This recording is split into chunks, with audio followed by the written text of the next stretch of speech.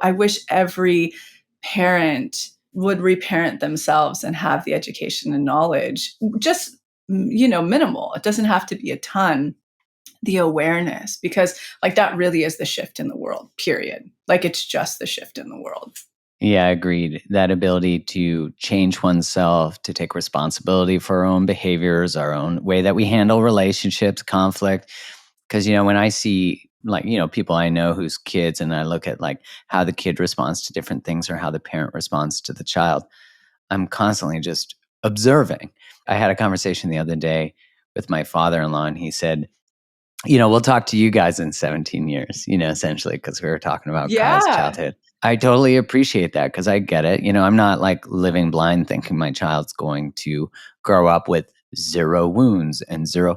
No, because that actually I don't even think is a sign of great parenting. I think that's like, I might as well just be, what do they call them? Chopper parents, like the hovering over them, which, if we look at the world today, has really created a lot of younger people who don't know how to sit with discomfort, who don't know how to sit with emotional challenges because their parent was constantly rescuing them from dysregulation. So they don't know how to self-regulate. I think in a lot of ways too, that has fed cancel culture, which is obviously a very complex beast, but that's just one aspect that can contribute to it. It's going to be a learning opportunity. There's no doubt. Anyone I know who has kids has said to me like, "Oh, you thought you had your poop in a group? You who don't know." And I'm like, "Oh, great. That's awesome." It is awesome. And like, especially for somebody like you and I who are like, I want to learn more. I want to change more. I want to evolve. It's the coolest thing. And I think, the direction that you two sound like you're headed in, I would say like what's been the most magical piece of it is having land and space. Like, the nature, when I was speaking to like Gabor Mate last year, and that was his big thing. He was like, nature. And we know that, we all know that that's what we come from, that's what we are. But like, it gives us room to slow down enough to witness like, oh, I was having what was happening the other day. I was really upset about something. I can't remember. And I was crying and she was like, Mommy's sad. She's really about processing sad. Like sad's a big one for her. She like loves the sad pumpkin book. She think of all the emotions. That's one she likes to process. And we got to go outside and like, I like to teach her like how to regulate. Like you're saying, it's like, let's look at the leaves. Do you hear the wind? What do you, like that stuff, like really a lot of somatic. Like I'm trying to give her those tools because she's very Vata like I am. When things get up, they get up and up and up and up and up, and so I like to be able to give her those tools to ground. But while we're outside and we're doing the somatic and having the space in the nature, I could be like, yeah, Mom was feeling really sad about this. And this is why. And like to really communicate it to her. So she has those tools.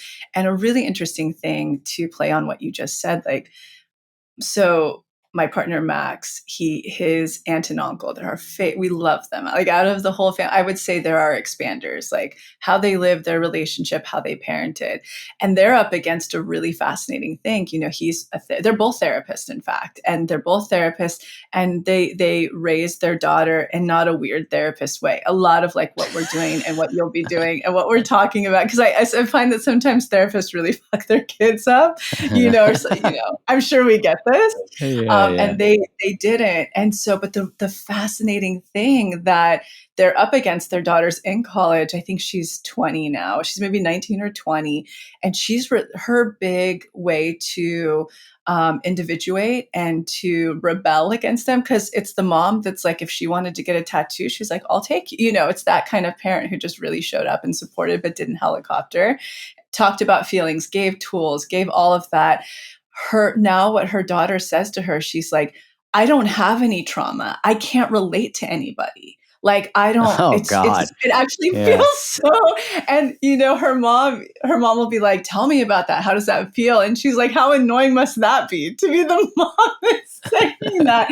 But they can laugh and they can joke about it. They're like, oh, wow, we raised a really healthy, self-esteemed person who actually, it's really hard to connect with people because she hasn't been through anything like that traumatic. So it's actually a really fascinating balance, and like what you're saying, to experience the world. And and not be rescued, which I don't think they did for her a lot. I don't think they rescued her a lot, but they did keep her self-esteem and everything pretty intact. So that must be interesting to walk into the world and be like one of these more conscious, consciously raised children that's like changing the shift, but not being able to like be met with all these other kids that are just totally like getting drunk to check out and numb and da da da and sex and blah blah blah.